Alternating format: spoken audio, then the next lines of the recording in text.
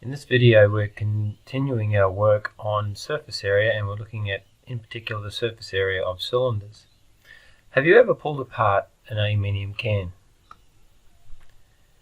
If you have, you'll know that, a bit like in this picture here, you start with the can, and one thing you can do, if you pull it apart or cut it around there, you'll have the top of the can, let's say it's a soft drink can, and the base of the can,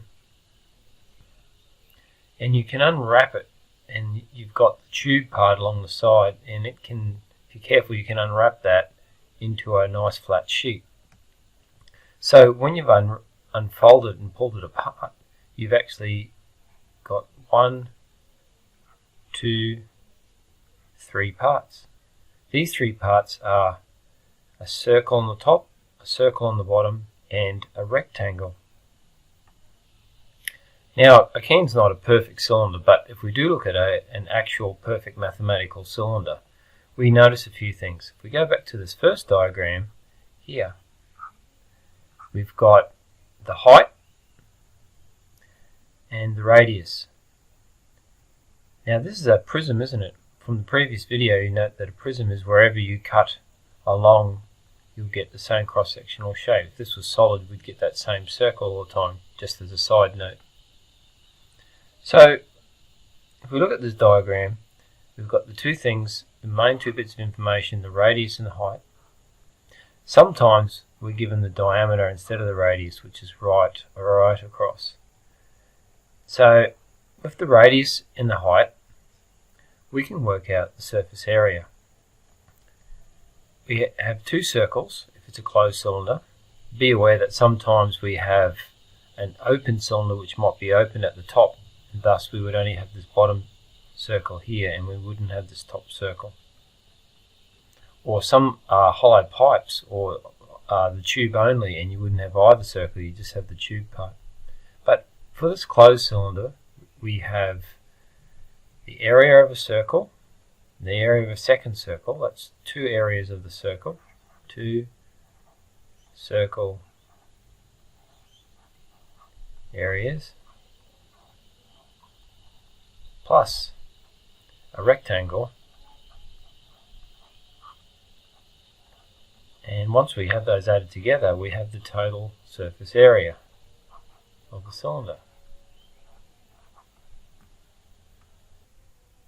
Let's look at that in more detail. So 2 circles and 1 rectangle makes the total surface area of the cylinder.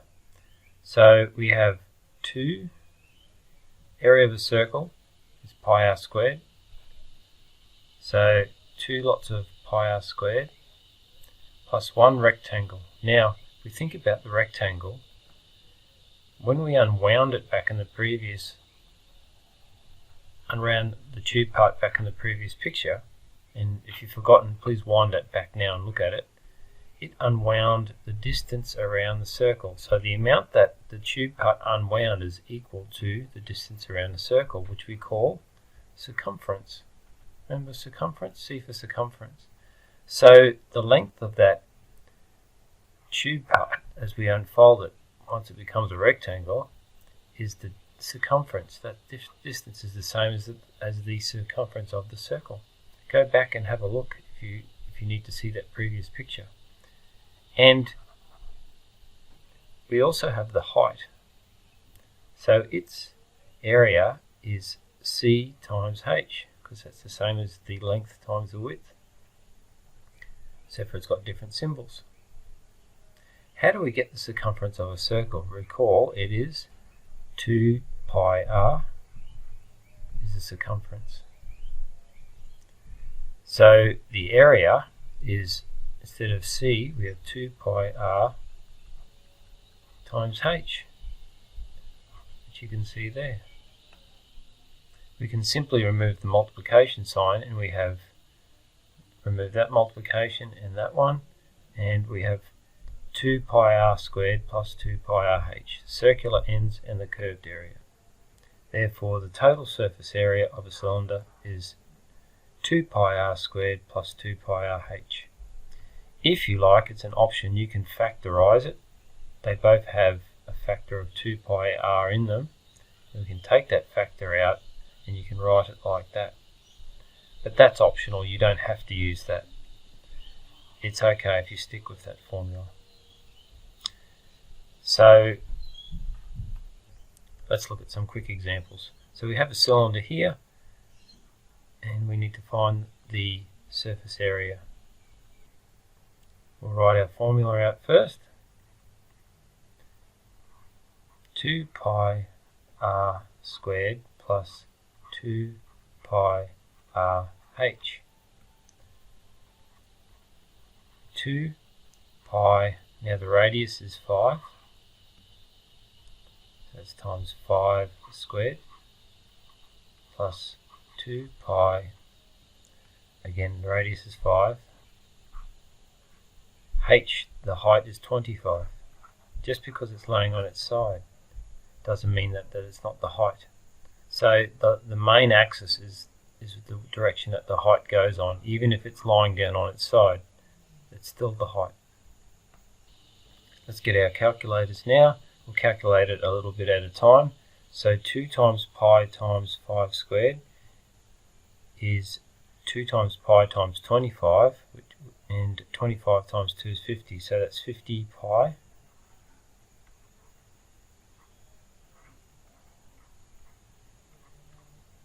Five times 25 is 125, times 2 is 250, that's times by pi there.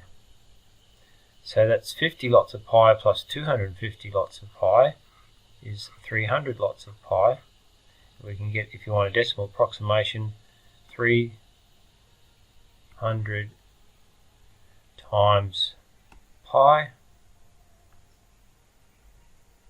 equals, I get 9,424.78. So 9424.78.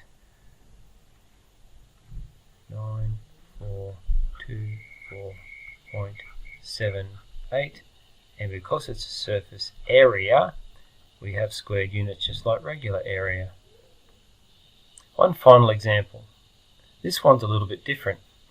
We can see that it is a bit like half a cylinder, and really that's largely true. So if we look at the surface area,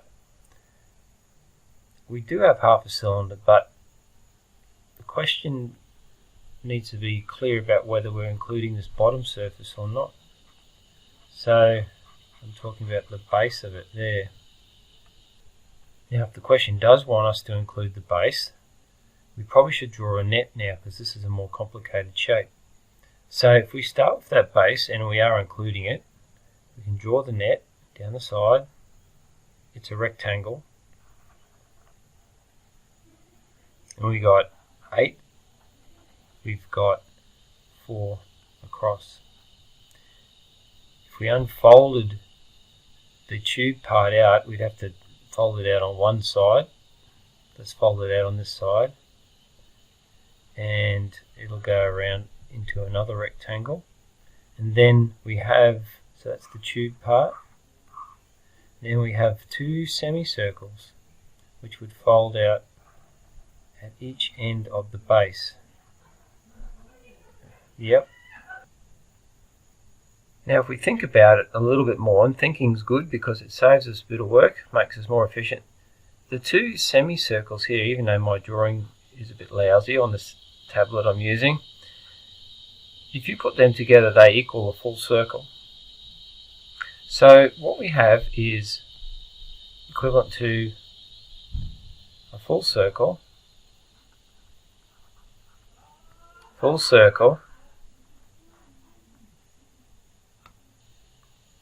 plus a rectangle, which is the base, plus a different rectangle, which is the tube part that's been folded out flat. So what can we do? I'll move my writing over a little bit. So the total surface area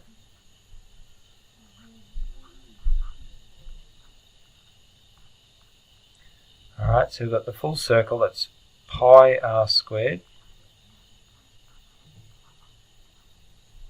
plus length by width. Now this distance here on the previous one, let's put that in green, was that distance was the circumference, but this is half the circumference. So instead of 2 pi r, we have pi r. So that distance there will be pi r, because it's half of the circumference. The full circumference would be 2 pi r. This is only half of that. So it's pi r. And of course we've got the other part of the rectangle is that distance there. You'll notice that it's the same as the 8 centimeters.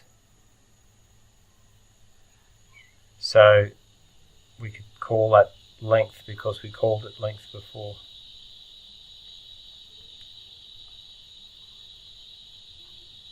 Times length. Let's put some numbers in. So it's pi. Now the radius is 2. See that? That's a diameter. So the radius is 2. So 2 squared plus 8 times 4 plus pi times, again, the radius is 2 times the length, which is 8. That's 4 pi plus 32. Let me just correct that too. That looks like a multiplication, but it is a plus. Sorry about that. Plus 16 pi. 4 lots of pi plus 16 lots of pi is 20 lots of pi, plus 32, and we get our calculator if we want a decimal approximation. 20 times pi equals, and then the rest of it was 32